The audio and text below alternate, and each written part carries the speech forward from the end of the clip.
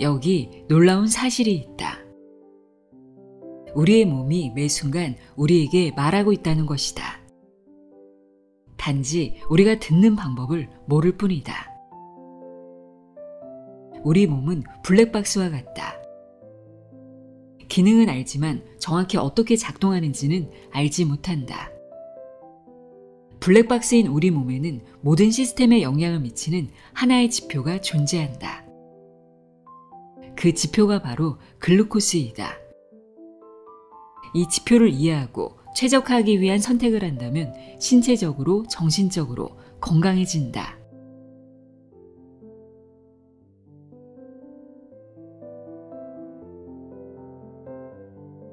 안녕하세요. 나의 소리책갈피 소리내어 읽다입니다.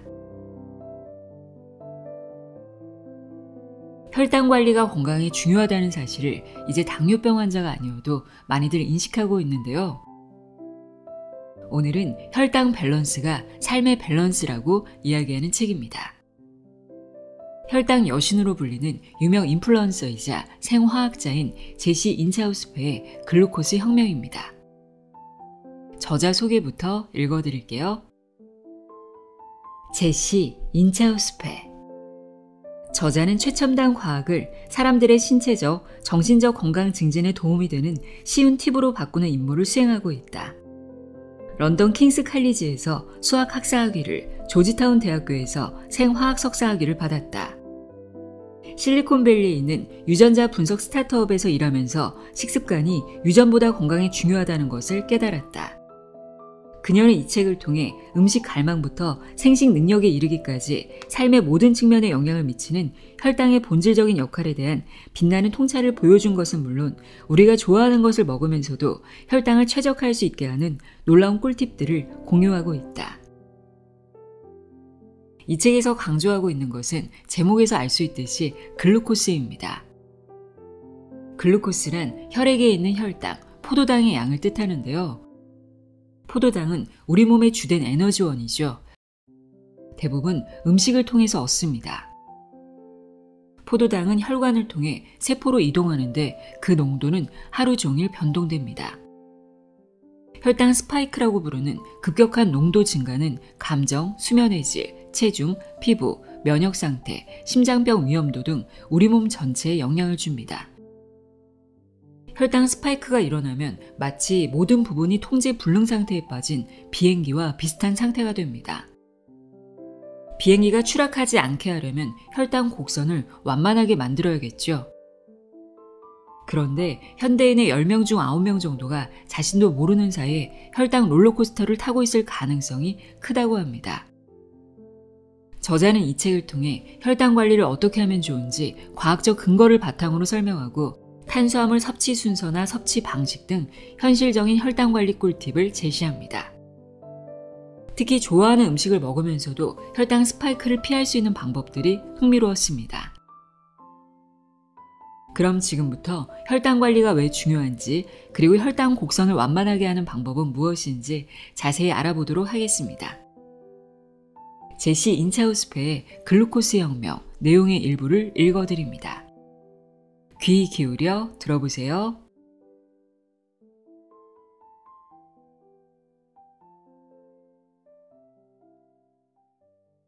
독자들에게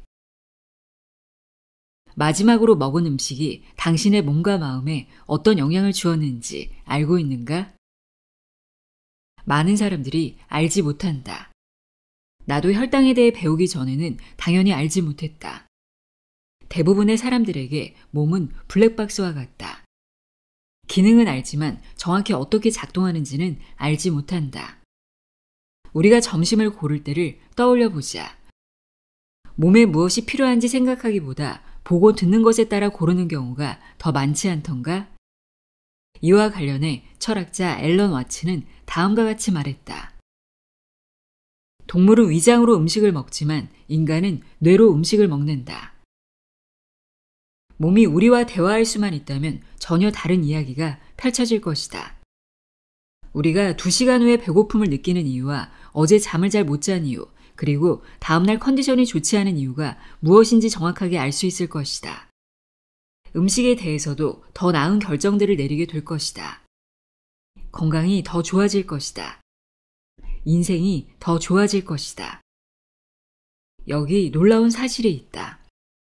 우리의 몸이 매 순간 우리에게 말하고 있다는 것이다.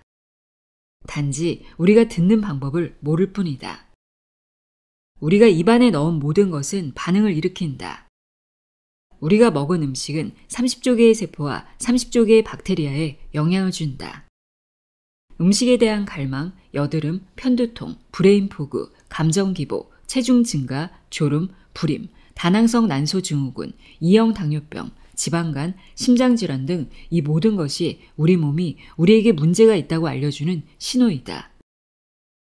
나는 우리를 둘러싼 환경을 비난한다.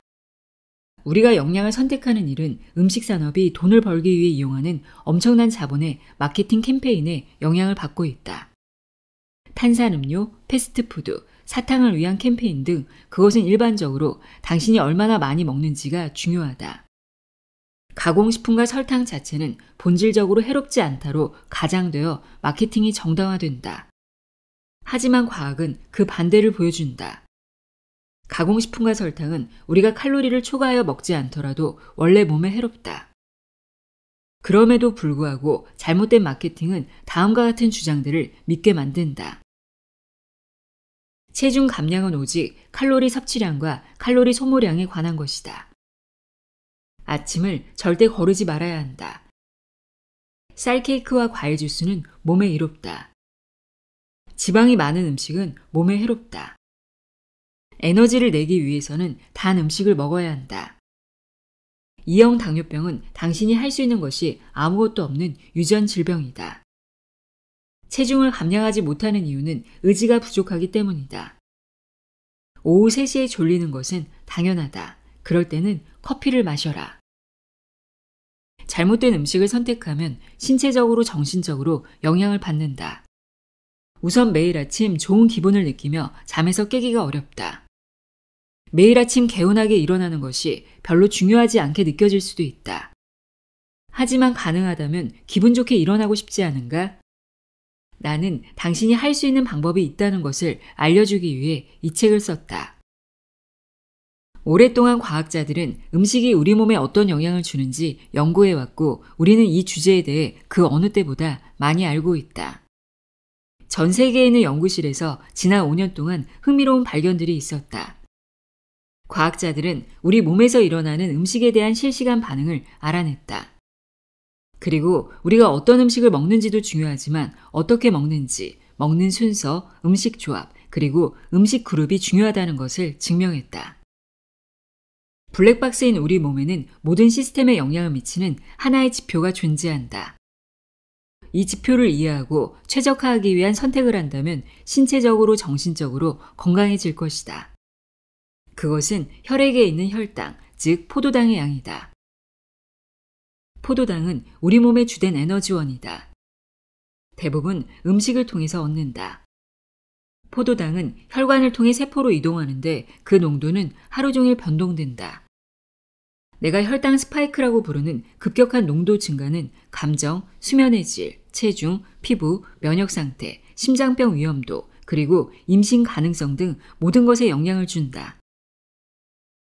당뇨병 환자가 아니라면 혈당에 대해 아는 정보가 거의 없겠지만 혈당은 우리 모두에게 영향을 미친다.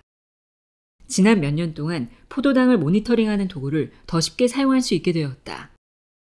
과학의 발전으로 그 어느 때보다 많은 데이터에 접근할 수 있게 된 덕분이다. 그리고 우리는 그 데이터를 사용하여 우리 몸에 대한 통찰력을 얻을 수 있다. 이 책의 마지막 장을 읽을 무렵 당신은 당신의 몸이 보내는 메시지를 듣게 될 것이다. 앞으로 무엇을 해야 하는지 알게 될 것이다. 더 이상 마케팅 메시지의 희생양이 되지 않아도 된다. 주체적으로 음식 결정을 내리게 될 테니 말이다. 당신은 건강해지고 삶이 좋아질 것이다. 이것을 확신하는 이유는 이 모든 것이 나에게 일어난 일이기 때문이다. 혈당이란 무엇인가? 조종석으로 들어가기. 혈당이 너무나도 중요한 이유. 건강에 대해 알아보는 일은 때때로 비행기에 탑승해서 좌석을 찾아가는 길에 조종석을 들여다보는 일처럼 느껴진다. 조종석 주변은 복잡한 것들로 둘러싸여 있다. 스크린, 다이얼, 레버, 깜빡이는 조명, 손잡이, 스위치, 왼쪽 버튼, 오른쪽 버튼, 천장에 붙어있는 버튼. 조종사들이 자신들이 하는 일에 대해 잘 안다는 사실에 감사하며 시선을 돌린다. 걱정은 오직 비행기가 공중에 잘 떠 있는지에 대한 것이다. 우리는 비행기에 대해 모르는 것처럼 몸에 대해서도 잘 모른다. 그러나 비행기와 달리 몸에 대해서는 반전이 있다. 우리 자신이 승객인 동시에 조종사라는 점이다. 몸이 어떻게 작동하는지 모른다면 눈을 감고 비행기를 조정하는 것과 같다. 우리는 어떤 감정을 느끼고 싶어 하는지 알고 있다. 기분 좋게 일어나서 활기차고 즐거운 하루를 보내고 싶어 한다. 스트레스 없이 몸이 가볍기를 원한다. 사랑하는 사람들과 행복하고 감사한 시간을 보내길 바란다. 그러나 어떻게 하면 그런 감정을 느낄 수 있을까? 조종석의 수많은 버튼들에 압도된 것처럼 머릿속엔 이런 질문들이 맴돈다. 무엇을 해야 할까? 어디서부터 시작해야 할까? 이 질문에 대한 답은 명쾌하다. 혈당에서부터 시작해야 한다. 왜일까? 혈당은 조종석에서 가장 중요한 레버와 같기 때문이다. 혈당은 가장 배우기 쉽고 배고픔과 기분을 좌우하기 때문에 감정에 즉각적인 영향을 주며 일단 통제가 되면 많은 것들이 안정된다. 혈당 수치가 균형에서 벗어나면 다이얼이 깜빡이고 경보가 울린다. 살이 찌고 호르몬이 조절되지 않고 피곤해지고 당분을 갈망하고 피부가 뒤집어지고 심장에 무리가 간다. 2형 당뇨병에 점점 더 가까워지는 것이다. 이때 몸의 상태는 기계의 모든 부분이 통제 불능 상태에 빠진 비행기와 비슷하다. 이것은 추락을 막기 위해 무언가 바꿔야 한다는 것을 강력하게 의미한다. 이상적인 순항 상태로 돌아가려면 혈당 곡선을 완만하게 만들어야만 하는 것이다. 그렇다면 레버를 어떻게 움직일 것인가? 아주 쉽다. 접시 위에 놓인 것들을 이용하기만 하면 된다. 최근 연구에 따르면 미국인의 12%만이 대사적으로 건강하며 이는 미국인의 12%만이 완벽하게 기능하는 신체를 가지고 있다는 뜻이다. 여기에는 건강한 혈당 수치도 포함된다. 모든 국가에 대한 정확한 수치는 없지만 전 세계적으로 신진대사 건강과 혈당 수치가 악화되고 있는 듯하다. 당신을 포함해 당신의 가까운 지인 10명 중 9명은 자신도 모르는 사이에 혈당 롤러코스터를 타고 있을 가능성이 큰 것이다. 혈당 수치 조절에 대한 체크리스트를 실시해보자. 1. 의사에게 체중 감량이 필요하다는 말을 들은 적이 있는가? 2. 체중 감량을 시도하지만 어렵다고 느끼는가? 3. 허리 사이즈는 남성일 경우 40인치 이상, 여성일 경우 35인치 이상인가? 허리 사이즈는 체질량 지수보다 기저질환을 예측하는 데 더 효과적이다. 4. 하루 동안 극심한 배고픔을 느끼는가? 5. 배고플 때 초조하거나 화가 나는가? 6. 음식을 자주 먹어야 하는가? 7. 식사가 늦어지면 몸이 떨리거나 머리가 핑핑 돌거나 어지러운가? 8. 단 것을 갈망하는가? 9. 오전이나 오후에 졸리거나 항상 피곤한가? 10. 하루를 잘 보내기 위해서 카페인이 필요한가? 11. 잠을 잘 못 자거나 잠에서 깰 때 심장이 두근거리는가? 12. 식은땀을 흘리거나 메스꺼움을 느낄 만큼 급격하게 에너지가 떨어질 때가 있는가? 13. 여드름, 염증 또는 기타 피부 질환으로 고생하고 있는가? 14. 불안, 우울 또는 감정 장애를 경험할 때가 있는가? 15. 머리에 안개가 낀 것처럼 멍한 상태를 경험할 때가 있는가? 16. 감정 기복이 심한가? 17. 감기에 자주 걸리는가? 18. 위산 역류 또는 위염을 경험한 적이 있는가? 19. 호르몬 불균형, 생리불순, 불임 또는 다낭성 난소 증후군이 있는가?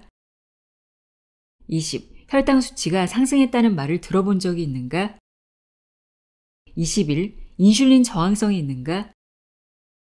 22. 당뇨 전 단계 혹은 2형 당뇨병을 앓고 있는가? 23. 비알코올성 지방간을 앓고 있는가? 24. 심장병을 앓고 있는가? 25. 임신성 당뇨병을 조절하는데 어려움을 겪고 있는가? 26. 1형 당뇨병을 조절하는데 어려움을 겪고 있는가? 그러나 무엇보다 가장 중요한 질문은 바로 이것이다. 지금보다 상태가 좋아질 수 있다고 생각하는가? 만약 대답이 그렇다라면 이 책을 계속해서 읽어보자. 본격적인 내용으로 들어가기 전에 이 책을 읽고 도출하면 안 되는 결론을 아는 것이 중요하다. 청소년 시절 나는 잘못된 채식 다이어트를 했다. 영양이 풍부한 병아리콩 스튜와 바삭하게 구운 두부와 완두콩 찜 대신 채식 오레오와 채식 파스타를 선택했는데 내가 먹은 모든 음식은 혈당 스파이크를 유발하는 품질이 낮은 음식이었다. 피부에는 여드름이 돋았고 끊임없이 피곤했다. 젊은 시절에는 잘못된 케토 다이어트를 했다. 체중 감량을 하기 위해 식단에서 탄수화물을 모두 제외시켰는데 치즈만 먹었기 때문에 오히려 살이 찐 데다 호르몬 시스템이 교란되어 생리가 멈추는 일마저 생겼다. 더 많은 것을 알게 될수록 극단적인 다이어트는 해롭다는 사실을 깨달았다. 독단적인 정보는 남용될 수 있기 때문에 더욱 그렇다. 세상에는 몸에 아주 나쁜 채식 음식이 있고 몸에 아주 나쁜 케토 음식이 있다. 효과적인 식단은 포도당, 과당 및 인슐린 곡선을 완만하게 만드는 식단이다. 적절하고 건강한 채식 다이어트와 케토 다이어트는 둘 다 곡선을 완만하게 만든다. 어떤 종류의 다이어트든 질병이 좋아지거나 체중이 감량된다면 이 또한 같은 이유 때문이다. 진심으로 말하지만 우리는 다이어트가 아니라 지속 가능한 생활 방식을 찾아야 한다. 우리의 접시에는 설탕을 포함해서 모든 것을 조금씩 담을 수 있는 공간이 있다. 혈당이 어떻게 작용하는지 알게 된 일은 이 사실을 이해하는 데 가장 큰 도움이 되었다. 내용이 극단적인 방향으로 가는 것을 방지하기 위해서 이 책을 읽을 때 명심해야 할 3가지 중요한 사항을 알려주고자 한다. 첫째, 혈당이 전부는 아니다. 일부 음식은 혈당 수치를 완벽하게 안정적으로 유지하지만 건강에 좋지 않을 수 있다. 예를 들면 공업적으로 가공된 오일과 트랜스 지방은 노화를 유발하고 염증을 일으키며 장기를 손상시키지만 혈당 스파이크를 일으키진 않는다. 또 다른 예로는 알코올이 있다. 알코올은 혈당 스파이크를 일으키진 않지만 몸에 좋은 것도 아니다. 혈당이 전부가 아니라는 의미는 우리의 건강을 결정하는 다른 요소들도 존재한다는 뜻이다. 수면, 스트레스, 운동, 감정 상태, 의료 말고도 더 많은 것들이 있다. 과당과 인슐린 수치는 지속적으로 측정하기 어렵지만 포도당은 우리가 소파에 앉아서 편안하게 측정할 수 있다. 혈당 곡선을 완만하게 만들면 과당과 인슐린 곡선도 완만해진다. 과당은 포도당과 함께 존재하고 췌장이 혈당에 반응하여 인슐린을 분비하기 때문이다. 과학 연구에서 인슐린 수치를 알 수 있는 경우 이 책에 담겨있는 꿀팁을 통해 인슐린에 미치는 영향에 대해서도 알게 될 것이다. 둘째, 맥락의 핵심이다. 나의 어머니는 종종 마트에서 사야 할지 고민이 되는 음식 사진을 몸에 좋을까 나쁠까 라는 문자와 함께 보내온다. 내 대답은 대부분 이렇다. 상대적이지. 그 대신 먹는 음식이 뭔지에 따라 달라. 아무것도 모르는 상태에서는 어떤 음식이 좋고 나쁜지 따질 수는 없다. 모든 것은 상대적이다. 섬유질이 많이 들어있는 파스타는 일반 파스타에 비해 좋지만 채소에 비해서는 좋지 않다. 오트밀 쿠키는 아몬드에 비해 좋지 않지만 콜라에 비해서는 좋다. 어쩌면 이런 말이 수수께끼처럼 느껴질지도 모르겠다. 분명한 것은 한 가지 식품의 혈당 곡선을 보고 그것이 좋은지 나쁜지 결정할 수는 없다는 사실이다. 다른 것과 비교해봐야 알 수 있다. 셋째, 이 책에 있는 권장 사항들은 증거를 기반으로 하고 있다. 모든 혈당 그래프는 내가 참조하고 인용한 과학적 발견들을 설명하기 위해 그려진 것이며 한 개인의 혈당 실험을 일반화해서 내린 결론이 아니다. 나는 많은 자료를 연구했고 특정 습관이 혈당 곡선을 완만하게 만드는 방법에 대한 연구 논문을 찾았다. 이러한 연구는 많은 사람들을 대상으로 하기 때문에 과학자들은 통계적으로 유의미하고 일반화된 결론을 도출할 수 있다. 내가 하고자 하는 것은 그들이 발견한 것을 시각적으로 보여주는 것뿐이다. 예를 들면 이런 식이다. 나는 과자 한 봉지처럼 그것만 먹었을 때 혈당 스파이크를 일으키는 음식을 선택한다. 어느 날 아침 과자 한 봉지만 먹은 후 혈당 곡선을 구한다. 다음 날 아침에 이 일을 반복한다. 대신 두 번째 날은 과자를 먹고 난 후 10분간 걷는다. 논문 내용처럼 두 번째 스파이크는 첫 번째 스파이크보다 더 작게 일어난다. 식사 후 산책이 혈당 스파이크를 줄여준다는 것을 사람들에게 알려주기 위해 이러한 결과를 보여주는 것이다. 가끔은 글루코스 여신 커뮤니티에 다른 사람이 이런 결과를 보여줄 때도 있다. 당신의 몸이 비행기이고 당신이 조종사이자 승객이라면 이 세 가지 주의사항을 안전을 위한 교훈으로 삼자. 혈당 곡선을 완만하게 하는 것이 비행기를 순환 고도로 되돌리는 방법임을 알았는가? 우리 몸에서 일어나는 일. 혈당 스파이크에 대해 알아보자. 아주 오래전 포도당에 대해 알기 훨씬 전에는 매일 아침 학교 가기 전에 누텔라 크레페를 먹었다. 집을 나서기 20분 전에 일어나서 청바지와 티셔츠를 입고 머리 손질은 까먹은 채 주방으로 달려갔다. 냉장고에서 크레페 믹스를 꺼내 뜨거운 팬에 버터를 올린 후 팬 위에 믹스를 붓고 슉슉 뒤집어 접시에 담아 누텔라를 바르고 접어서 먹었다. 그리고 자신이 만든 아침을 즐기고 있는 엄마에게 인사를 했다. 스페셜 K 한 그릇, 설탕 넣은 우유, 그리고 오렌지 주스 한 잔이었다. 수백만 명의 다른 사람들도 비슷한 아침을 먹고 있었다. 식탁 위에는 꽤 멋진 기술들이 전시되어 있었다. 엄마의 경우는 터져서 플레이크로 변한 옥수수 알갱이, 으깨지고 피레로 만들어지고 건조되어 설탕으로 변한 사탕무, 그리고 주로 포도당과 과당으로 구성된 지비된 오렌지였다. 이런 농축된 설탕은 아주 달게 느껴졌다. 우리의 혀는 이 단맛을 진심으로 반겼다. 녹말과 설탕은 삼켜진 뒤 포도당으로 바뀌었다. 이들은 우리의 위에 도착한 다음 소장으로 이동한 후 장벽을 통해 흡수되어 혈류로 이동했다. 모세혈관에서 점점 멀어지며 마치 진입로에서 고속도로로 들어가는 것처럼 점점 더 큰 혈관으로 이동했다. 의사들이 혈당을 측정할 때 대개는 뽑는 피에서 농도를 측정한다. 하지만 포도당은 혈액에만 머무르지 않는다. 우리 몸 모든 부분에 존재하기에 혈당은 어디에서나 측정될 수 있다. 피를 뽑지 않아도 연속 혈당 모니터를 이용하면 체내의 포도당 양을 측정할 수 있는 것이다. 연속 혈당 모니터는 팔 뒤쪽에 있는 지방세포 사이사이에 포도당 농도를 감지한다. 포도당 농도는 데시리터당 밀리그램으로 표기한다. 내 몸속에서 얼마나 많은 포도당이 돌아다니고 있는가 하는 것이다. 미국 당뇨병 학회에 따르면 아침 식사 전 혈당 수치, 공복 수치가 60에서 100mg/데시리터 사이의 기준 농도가 정상이고 100에서 126 사이는 당뇨병 전 단계이며 126 이상은 당뇨병을 의미한다. 그러나 미국 당뇨병 학회가 정상이라고 정한 혈당이 실제로는 최적 혈당이 아닐 수도 있다. 초기 연구에 따르면 공복 혈당의 최적 범위는 72에서 85이다. 85 이상일 때 건강의 적신호가 켜질 가능성이 높아지기 때문이다. 공복 혈당은 당뇨병 진단을 받을 위험에 대한 정보를 제공하지만 이것이 고려해야 할 유일한 사항은 아니다. 공복 혈당이 최적이더라도 우리는 여전히 혈당 스파이크를 매일 경험할 수 있다. 혈당 스파이크란 식사 후 혈당의 급격한 증가와 감소이며 우리 몸에 해롭다. 미국 당뇨병 학회는 식사 후 혈당이 140 이상이 되면 안 된다고 한다. 그러나 다시 말하지만 이것은 최적이 아닌 정상이다. 당뇨병이 없는 사람들을 대상으로 하는 연구는 보다 정확한 정보를 제공한다. 식사 후 혈당 수치가 30 이상 증가하지 않도록 노력해야 한다는 것이다.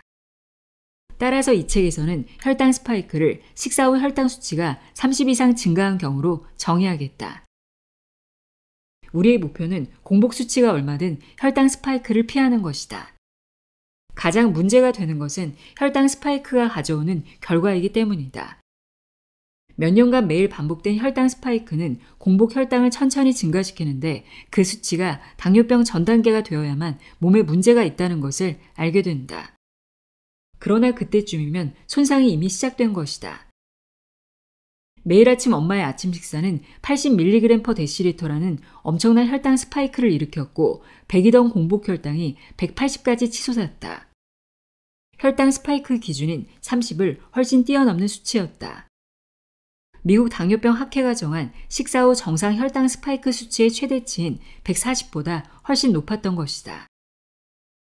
체내 포도당 농도를 일정 시간 측정하면 혈당 곡선이 만들어진다는 것을 기억하자.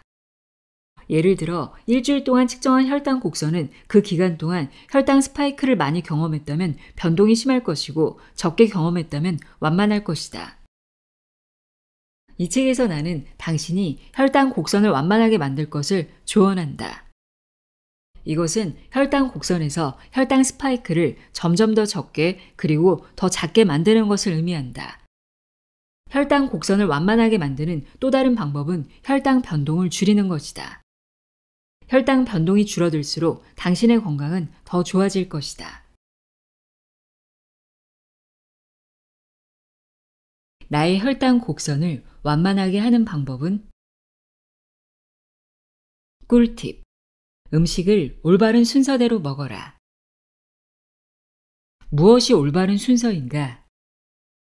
처음에 섬유질을 먹고 단백질과 지방을 두 번째로 먹으며 녹말과 설탕을 마지막에 먹는 것이다.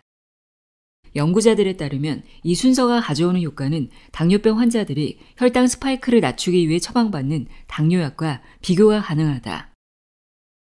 2016년에 진행된 놀라운 연구는 이를 더욱 확실하게 증명했다. 2형 당뇨병 환자들로 이루어진 두 그룹에게 8주 동안 표준화된 식단을 제공하면서 음식을 순서대로 먹거나 원하는 대로 먹도록 했다. 음식을 순서대로 먹은 그룹에서 당화 혈색소 수치가 상당히 감소된 사실이 관찰되었는데 이것은 그들이 2형 당뇨병을 되돌리기 시작했다는 사실을 의미한다. 똑같은 음식과 동일한 칼로리를 먹었지만 순서대로 먹지 않은 그룹은 상태가 개선되지 않았다. 이 획기적인 발견에 대해 얘기해보자. 위의 놀라운 결과에 대한 설명은 소화기가 작동하는 방식과 관련이 있다. 이를 시각화하기 위해서 위를 싱크대라고 생각하고 장을 싱크대 아래에 있는 파이프라고 생각해보자. 당신이 먹는 모든 음식은 싱크대에 도착한 후 파이프를 따라 이동하고 그곳에서 잘게 쪼개져 혈류로 흡수된다. 평균적으로 1분마다 3칼로리에 해당하는 음식이 싱크대에서 파이프로 흘러들어간다. 이 과정을 위 배출이라고 한다. 녹말과 설탕이 위에 가장 먼저 도착한다면 장에도 빠르게 도착할 것이다. 그리고 장에서 포도당 분자로 분해된 후 혈류로 급속히 이동할 것이다. 이것이 혈당 스파이크를 만든다. 탄수화물을 더 많이, 더 빠르게 먹을수록 포도당 부하가 더 강력하게 나타난다. 혈당 스파이크가 더 커지는 것이다. 접시에 파스타와 채소가 있을 때 파스타를 먼저 먹고 브로콜리를 그 다음에 먹었다고 가정해보자. 녹말인 파스타는 빠르게 소화되면서 포도당으로 변한다. 그러면 브로콜리는 파스타 위에 자리를 잡고 파이프로 이동할 차례를 기다린다. 반면 채소를 먼저 먹고 그 다음에 탄수화물을 먹으면 이후에 일어날 상황에 상당한 변화가 일어난다. 그러니 브로콜리를 먼저 먹어라. 브로콜리는 채소이며 채소는 충분한 양의 섬유질을 포함한다. 섬유질은 소화기에서 포도당으로 분해되지 않는다. 대신 싱크대에서 파이프 그리고 하수구로 천천히 이동한다. 그러나 이것이 전부가 아니다. 섬유질은 세 가지 초능력을 갖고 있다. 첫째, 섬유질은 녹말을 포도당 분자로 분해하는 효소인 알파 아밀레이스의 작용을 억제한다. 둘째, 섬유질은 위 배출 과정을 느리게 만든다. 섬유질이 있을 때 음식은 싱크대에서 파이프로 더 느리게 움직인다. 마지막으로 섬유질은 장에 점성이 있는 그물망을 만들어 포도당이 혈류로 이동하는 것을 어렵게 만든다. 이러한 메커니즘을 통해 섬유질은 싱크대에 도착한 모든 포도당의 분해와 흡수를 늦춘다. 섬유질 덕분에 혈당 곡선이 완만해지는 것이다. 섬유질을 섭취한 뒤 먹는 녹말과 설탕은 몸에 영향을 덜 미친다.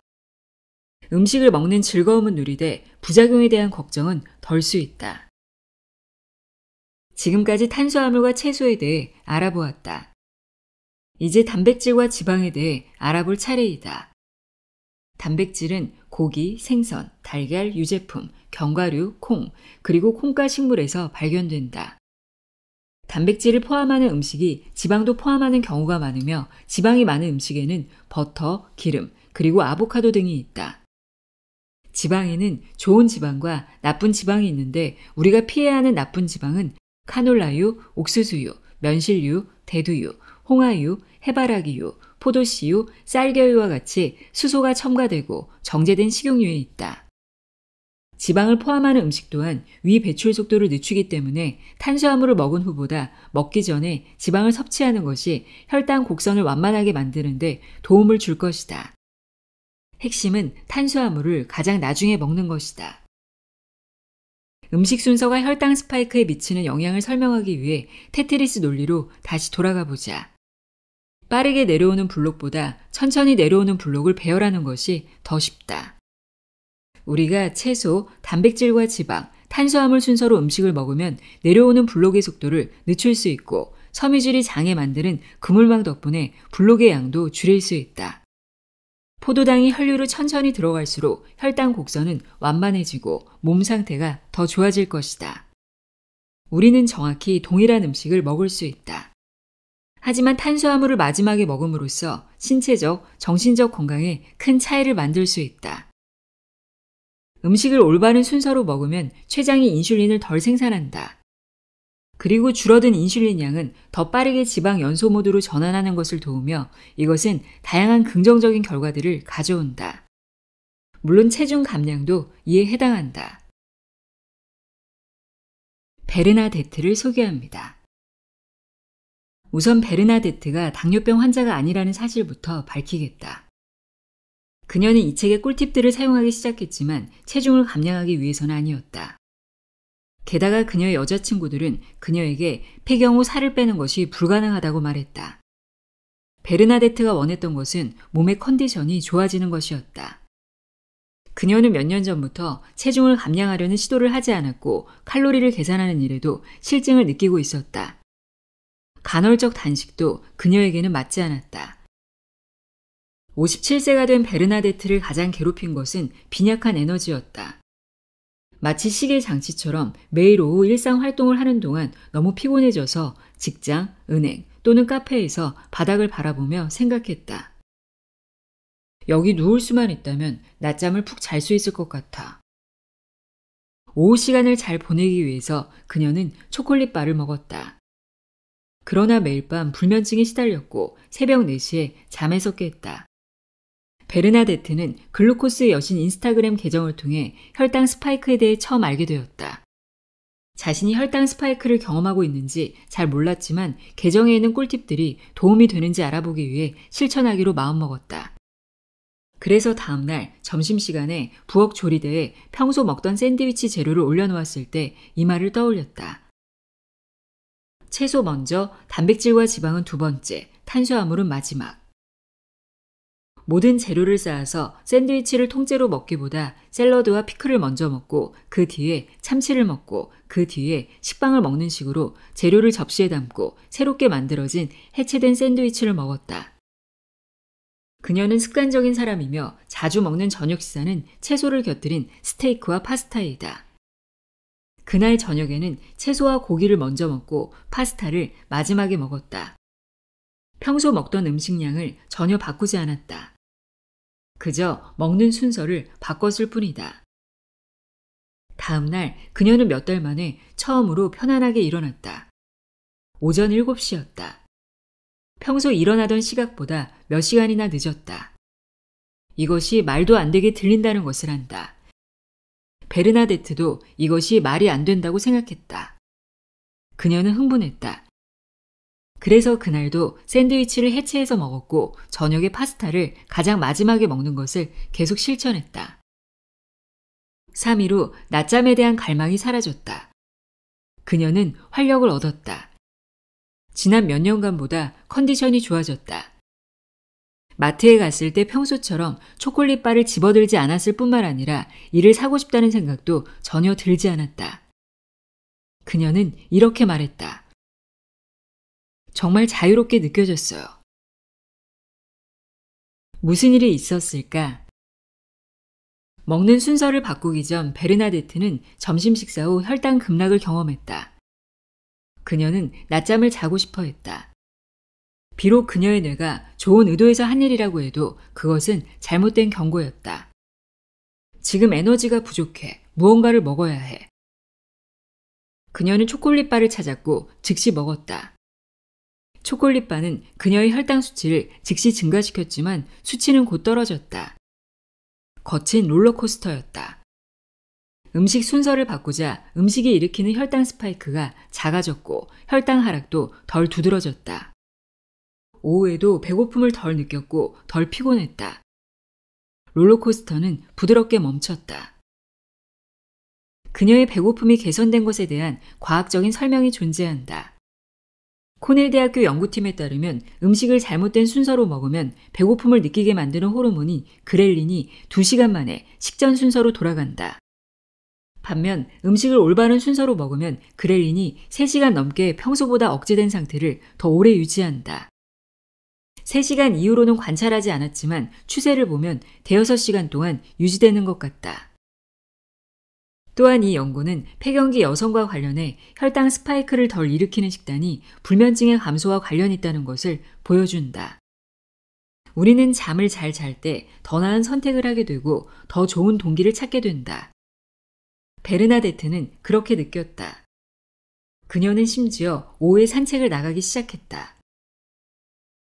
베르나데트가 지금까지 시도했던 일상의 변화들 중 가장 쉬운 것을 시도한 지 9일째가 되었을 때 바지가 헐렁해지기 시작했다. 체중을 쟀더니 놀랍게도 5파운드가 줄어 있었다. 고작 일주일 동안 별다른 노력 없이 폐경 이후 찐살의 거의 3분의 1을 감량한 것이다. 우리 몸이 조정석이라면 혈당 레버를 올바른 위치에 놓는 것이 자신을 위해 할 수 있는 가장 강력한 행동이라는 것을 기억하자. 그 결과는 종종 놀랍기조차 한데 의도하지 않은 체중 감량도 그 중에 하나이다. 이것은 어려운 일이 아니다. 음식을 올바른 순서로 먹는 것처럼 쉬운 일로도 시작할 수 있다. 과일은 따로 먹어야 하나요? 과일은 따로 먹어야 하는 줄 알았어요. 안 그러면 뱃속에서 썩지 않나요? 꿀팁에 과일도 해당된다고 말할 때 자주 듣는 질문이다. 나는 과일을 설탕 카테고리로 분류하는데 섬유질이 있긴 해도 포도당, 과당, 그리고 자당이 거의 대부분이기 때문이다. 그러므로 과일은 가장 마지막에 먹어야 한다. 그러므로 과일을 가장 마지막에 먹으면 뱃속에서 썩지 않느냐는 질문에 대한 답은 아니오이다. 부패는 음식에 붙은 박테리아가 자신의 성장을 위해 음식을 분해하기 시작할 때 일어난다. 냉장고에 오래 둔 딸기에 보이는 흰색과 초록색 점은 박테리아가 자라고 있는 곳이다. 우선 음식이 썩기까지 며칠 또는 몇 주가 걸린다. 몇 시간 안에 일어날 수 없거니와 부패하는 데 걸리는 시간은 음식이 분해되는 시간과 같다. 또한 우리의 위는 산성 환경이며 pH가 4 이하인 모든 환경은 박테리아의 과증식을 막는다. 식도를 포함한 위에서는 어느 것도 부패할 수 없으며 전체 소화관 중에서 박테리아가 가장 적은 곳이다. 역사상 많은 문화들에서 음식을 먹는 올바른 순서를 받아들였다. 로마 시대의 전형적인 식사는 계란으로 시작하고 과일로 끝난다. 중세시대 유럽에서도 소화를 마무리하기 위해 연회는 주로 과일로 끝냈다. 오늘날 대부분의 국가에서 사람들은 식사를 달콤한 음식, 디저트로 마무리한다. 음식을 먹을 때 어느 정도로 시간 간격을 둬야 하나요? 임상 환경에서 다양한 시간 간격들이 연구되었다. 0분, 10분, 20분 등이 모두 효과가 있는 것으로 나타났다. 녹말과 설탕을 마지막에 먹기만 하면 멈추지 않고 먹어도 혈당 곡선을 완만하게 만들 수 있다. 나는 한 식품군을 다른 식품군 다음에 바로 먹는다. 베르나데트도 마찬가지이다. 언제나 이 순서로 먹어야 하나요? 이 책에 나온 꿀팁들을 몸에 맞게 사용하는 것은 당신에게 달려있다. 나는 따라하기 쉬운 상황일 땐 음식들을 올바른 순서대로 먹는다. 채소, 단백질, 지방, 그리고 탄수화물이 섞여 있어 재료를 분리하기 어려운 카레나 빠에야 같은 음식을 먹을 때는 먹는 순서 때문에 스트레스를 받지 않는다. 가끔씩 채소를 먼저 몇 입 먹고 재료가 섞인 음식을 그대로 먹는다. 중요한 것은 녹말과 설탕을 가능하면 최대한 늦게 먹는 것이다. 작은 변화도 도움이 된다는 것을 잊지 말아야 한다. 채소를 먼저 먹었다면 녹말을 단백질과 지방에 섞어보자. 그래도 이것은 여전히 더 나은 방법이고 채소를 마지막에 먹는 것보다 훨씬 더 좋다. 꿀팁. 식사를 하기 전에 식초를 먹어라. 혹시 브라우니에 식초를 뿌리고 싶은가? 그렇게 하고 싶지 않다는 것을 아니까 너무 걱정하지 않아도 된다.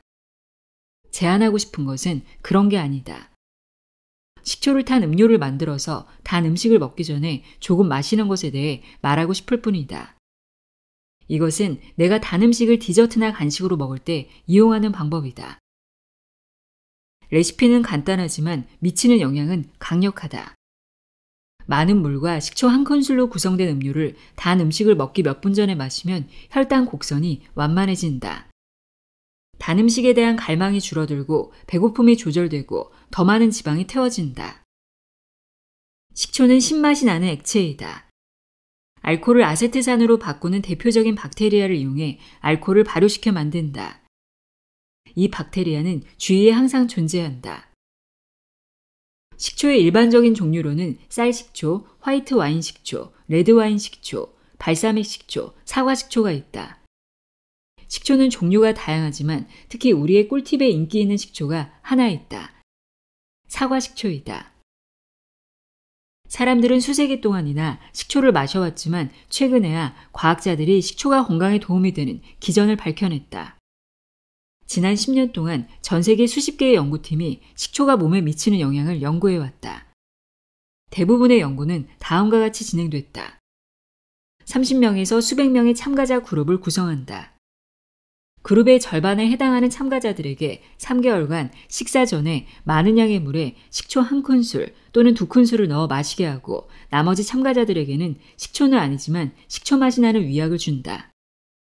그들의 체중, 혈액 표지자, 그리고 체성분을 분석한다. 두 그룹 모두 동일한 식단과 운동을 유지하도록 당부하고 그들을 관찰한다. 연구자들의 관찰 결과 3개월간 식사 전에 식초를 섭취한 참가자들은 2에서 4파운드를 감량했고 내장지방, 허리와 엉덩이 둘레, 중성지방 수치도 감소했다. 한 연구에서는 두 그룹 모두 엄격한 체중 감소 식단에 들어갔는데 식초를 섭취한 그룹이 식초를 섭취하지 않은 그룹과 마찬가지로 동일한 칼로리를 섭취했음에도 불구하고 11파운드 대 5파운드로 체중이 2배 더 감소했다. 브라질 연구팀은 식초가 지방 감소에 미치는 영향 때문에 지방을 태운다고 선전되는 다양한 열 발생성 보충제보다 식초가 더 효과적이라고 설명했다. 식초의 장점은 다양하다. 당뇨병이 없는 사람, 인슐린 저항성이 있는 사람, 1형 당뇨병 환자, 그리고 2형 당뇨병 환자 모두 하루에 식초 1큰술만 먹어도 혈당 수치가 현저히 감소한다. 다낭성 난소 증후군이 있는 여성들에게도 식초의 효과가 관찰되었다. 한 소규모 연구에서 여성 7명 중 4명은 사과식초 음료를 하루에 한 번 마시기 시작한 뒤 40일 만에 다시 생리를 하게 되었다. 물론 이 연구 결과는 반드시 반복 연구가 필요할 것이다. 이 모든 참가자들의 몸에서 일어난 일은 다음과 같다. 탄수화물이 많은 식사를 하기 전에 식초를 마셨을 때 혈당 스파이크가 8에서 30% 감소했다. 왜 이런 일이 발생하는지 이해하기 위한 중요한 단서가 있다. 식사 전에 식초를 마시면 인슐린 양이 감소하는데 한 연구 결과에 의하면 약 20% 정도이다. 이 사실은 식초를 마실 때 혈당 곡선이 완만해지는 이유가 체내 인슐린 분비량이 많아졌기 때문이 아니라는 것을 보여준다. 이것은 매우 좋은 일이다. 인슐린을 누군가에게 주입하거나 더 많은 인슐린을 분비하게 하는 약물이나 음료를 제공하면 혈당 곡선이 완만해질 수 있다. 체내에 인슐린이 많을수록 간, 근육, 지방세포들이 혈중에 있는 과잉 포도당을 제거하고 빠르게 저장하기 위해 더 많이 일하기 때문이다. 그러나 인슐린은 혈당 수치를 낮추는 대신 염증과 체중 증가를 유발한다. 우리가 정말로 원하는 것은 체내 인슐린 양을 늘리지 않고 혈당 곡선을 완만하게 만드는 것이다. 이것이 바로 식초가 하는 일이다. 혈당 스파이크를 완만하게 만드는 식초를 언제 사용하는 것이 가장 유용할까? 당연히 식초를 쓰지 않으면 커다란 스파이크를 일으키는 식사를 할 때이다. 하지만 언제나 사용해도 좋다. 자신의 의지에 따라 사용하면 된다. 식초를 먹는다고 나쁜 식단을 먹어도 되는 것은 아니다. 식초는 스파이크를 완만하게 만들지만 아예 없애지는 못한다. 식단에 식초를 첨가하면 도움이 될 것이다. 하지만 식초를 먹었다고 설탕을 더 많이 먹는 일은 정당화되지 않는다. 전체적으로 고려했을 때 당신의 식단을 예전보다 더 나쁘게 만들 것이기 때문이다. 꿀팁. 식사가 끝나면 움직여라. 몸 전체에서 걷고, 기대고, 붙잡고, 들어올리는 등의 활동을 할 수 있도록 근육이 수축한다. 손가락 근육처럼 어떤 근육은 의식적으로 통제할 수 있지만 심장 근육처럼 통제하지 못하는 근육도 있다. 의식적이든 무의식적이든 근육이 더 많이, 더 높은 강도로 수축하도록 지시를 받을수록 더 많은 에너지가 필요하다. 그리고 더 많은 에너지가 필요할수록 더 많은 포도당이 필요하다. 근육세포의 미토콘드리아는 지방과 같은 다른 물질로 에너지를 만들 수 있지만 포도당이 풍부하다면 이것이야말로 어떤 물질보다 빠르게 준비된 연료이다. 세포에 연료를 공급하기 위해 포도당이 연소된 재로부터 생성된 에너지에 붙여진 특별한 이름이 있다. 아데노신 3인산 또는 ATP이다. 포도당 연소율은 우리가 얼마나 열심히 일하느냐에 따라 크게 달라진다. 즉, 우리 근육이 얼마나 많은 ATP를 필요로 하는지에 달려있다. 소파에 앉아 TV를 볼 때보다 공원을 가로질러 뛰어가는 강아지를 잡기 위해 뜀박질할 때 1000배 증가할 수 있다. 근육이 새롭게 수축할 때마다 포도당 분자는 연소된다. 그리고 우리는 이 사실을 이용하여 혈당 곡선을 완만하게 만들 수 있다. 식사 후 얼마나 빨리 운동해야 하나요? 식후 70분 이내에 언제든지 운동해도 효과를 볼 수 있다. 혈당 스파이크가 정점을 찍기 전에 하면 된다. 나는 식사 후 20분 후에 걷거나 텔레비전 앞에서 근력 운동을 하는 것을 좋아한다. 이와 관련해 많은 연구에서 다양한 시나리오가 시험되었다. 어떤 사람들은 포크를 내려놓은 후 곧바로 걷기 시작했고 어떤 사람들은 식사를 마친 후 10에서 20분 후에 걷기 시작했다. 모두 결과가 좋았다. 운동을 식전에 할까요? 식후에 할까요? 식사 후에 운동하는 것이 가장 좋아 보이지만 식사 전에 하는 것도 효과가 있다. 비만인 사람들을 대상으로 한 저항 운동에 대한 연구에서 저녁 식사 전에 운동을 했을 때는 혈당과 인슐린 스파이크가 각각 18%와 35%씩 낮아졌다. 반면 저녁 식사 후에 운동했을 때는 각각 30%와 48%씩 낮아졌다. 하루 중 다른 시간은 어떤가요? 아무 때나 운동해도 좋다. 그리고 운동은 혈당 스파이크를 억제하는 것 외에도 더 많은 장점들을 가지고 있다. 정신 건강 개선을 도와주고 활력을 주고 심장을 건강하게 유지시키고 염증과 산화 스트레스를 줄여준다. 공복 상태의 여부와 상관없이 새로운 신체 활동을 시작하면 근육량이 증가해서 전반적인 혈당 수치가 감소하기 시작할 것이다. 만약 일상에서 걷기 운동을 더 늘릴 수 있고 언제라도 할 수 있다면 식사 후에 더 효과적일 것이다. 몇 분 동안 운동해야 하나요? 몇 분이 가장 좋은지는 당신에게 달려있다. 일반적으로 10에서 20분간 걷거나 10분간 근력 운동을 하는 것이 좋다는 연구 결과가 있다. 나는 내 혈당 수치의 변화를 주려면 약 30번의 스쿼트를 해야 한다는 것을 알아냈다. 공복 운동은 왜 혈당 스파이크로 이어지나요? 몸에 안 좋나요? 아무것도 먹지 않은 상태로 운동을 하면 간은 근육의 미토콘드리아의 연료를 공급하기 위해서 포도당을 혈류로 내보낸다. 이것은 혈당 스파이크로 나타난다. 이러한 혈당 스파이크는 자유 라디칼을 늘림으로써 산화 스트레스를 일으키지만 동시에 자유 라디칼을 제거하는 능력을 높인다. 중요한 것은 자유 라디칼에 대한 방어 능력 증가가 운동이 유발한 급성 자유 라디칼 생성 증가보다 오래 남는다는 점이다. 운동의 순 효과는 산화 스트레스를 줄이는 것이다. 꿀팁. 당신의 탄수화물에 옷을 입혀라. 배고플 때 건강한 음식이 주위에 없는 경우도 자주 있다. 회의 시간이 가까워졌는데 주변에 편의점밖에 없거나 비행기에 탑승하기 전 공항 게이트가 있는 커피숍밖에 발견하지 못할 때도 있다. 이 꿀팁은 이런 때를 위한 것이다. 실생활에서 이동 중 식사를 해야 할 때, 버스 타러 가는 길에 무언가를 먹어야 할 때, 파티에 참석했을 때나 비즈니스 아침 식사를 할 때, 일을 마치고 귀가를 서두를 때, 또는 도로에 멈춰 있어야 할 때. 아침으로 케이크 조각을 먹는 것은 그럴 때를 위한 것이다. 왜냐하면 지금 배가 고프고 눈앞에 케이크가 있으니까. 이러한 상황에 대한 해결책은 간단하다. 녹말과 설탕을 지방, 단백질 또는 섬유질과 결합하는 것이다. 꿀팁은 다음과 같다.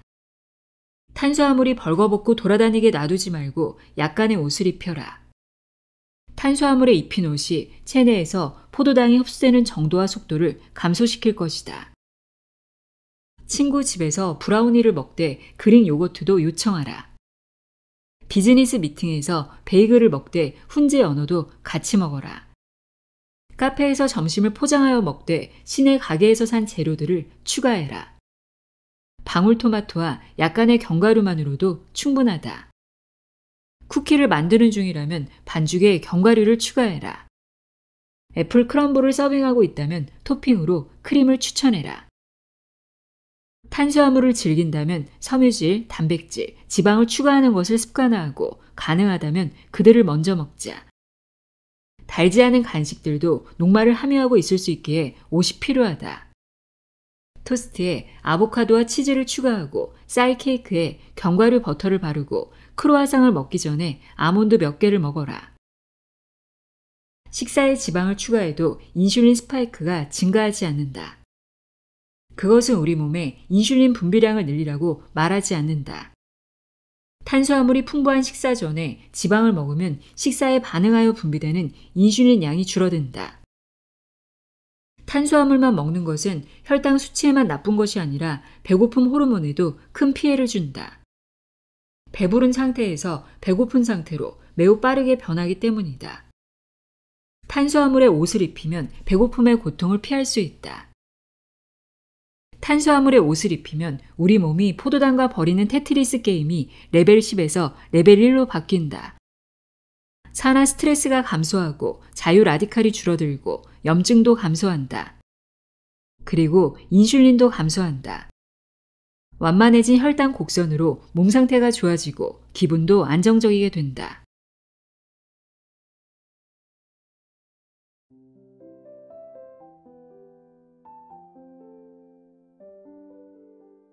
제시 인차우스페의 글루코스 혁명 읽어드렸습니다. 혈당 스파이크가 일어나지 않는 방법으로 제시된 꿀팁들. 그렇게 어렵지 않고 마음만 먹으면 지금 당장 따라할 수 있는 것들이죠. 저는 천연 식초 마시기, 채소부터 먹고 탄수화물을 가장 나중에 먹기 등은 꽤 오랫동안 실천하고 있는데요. 이런 식습관이 건강에 도움이 되고 있다고 느끼고 있습니다. 오늘 전해드린 내용이 내 몸을 이해하고 건강한 삶을 만들어가는데 도움이 되었으면 하는 바람입니다. 오늘도 함께 해주셔서 고맙습니다.